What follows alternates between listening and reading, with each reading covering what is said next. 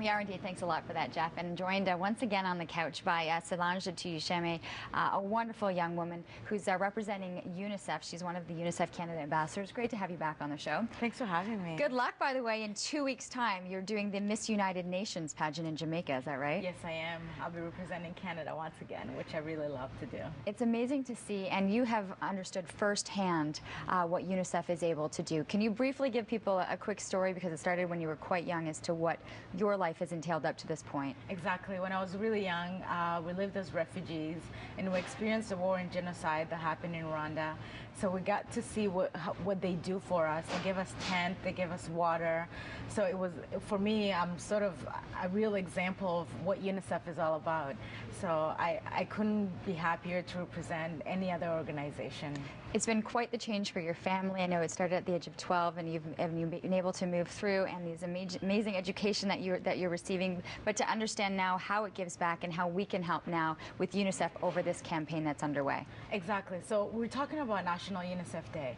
I mean, October 31st is Halloween, but Canada decided that it's also going to be National UNICEF Day, where Canadians come together to change the lives of children in a meaningful way.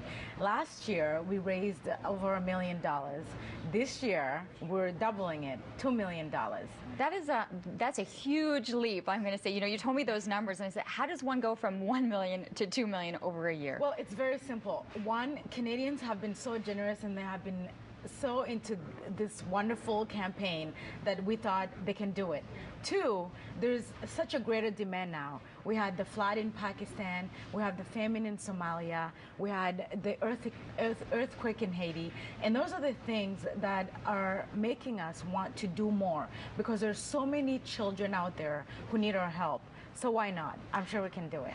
Oftentimes it was the children, especially on Halloween, who had the opportunity to go door to door with their boxes. That's how I remember it as a child. Things have definitely made a shift in that sense. So how can people help in terms of raising the money? Well, we'll definitely change with time. The orange box, it's a fantastic thing. But what we made it even easier. We went online. So you just have to go to www.unicef.ca and you get your orange box online. It's easier, it's faster, and it's accessible to everyone. So people can sign up that way? It's a virtual box then? Exactly. We just made it easier. Just go to unicef.ca and you get the box right there. What are you looking at right now, going from the 1 to 2 million that we were talking about, that you really want to see the funds be able to go towards? Well, one of the most important things is a gift of education. Here in Canada, we're so fortunate to actually offer the gift of education for free. For many children around the world, including myself when I was younger, we didn't get school for free. It was expensive, and now we're trying to actually reach out to 50 million children and give them the gift of education. So when you help out, you're giving this gift to children who their lives will change, and one day they'll be sitting here just like me. You really are a true success story. Has it been interesting for UNICEF to have you on board, knowing that it was a family that they helped years ago, and that, you know, there's a change in roles right now? Yeah, actually, they sent me to Geneva to speak to the team that directly sends most of the stuff to refugee camps and for them it was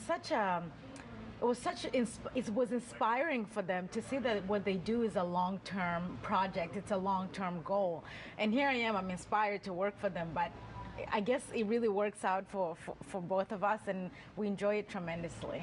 It's always a pleasure to talk to you, Solange. Keep in mind, World UNICEF, the Canadian UNICEF Day is happening on Halloween on the 31st. If you have that opportunity, please head to the website, get your orange box, get it online, and be able to help. It is a big goal to be able to double it this year to $2 million.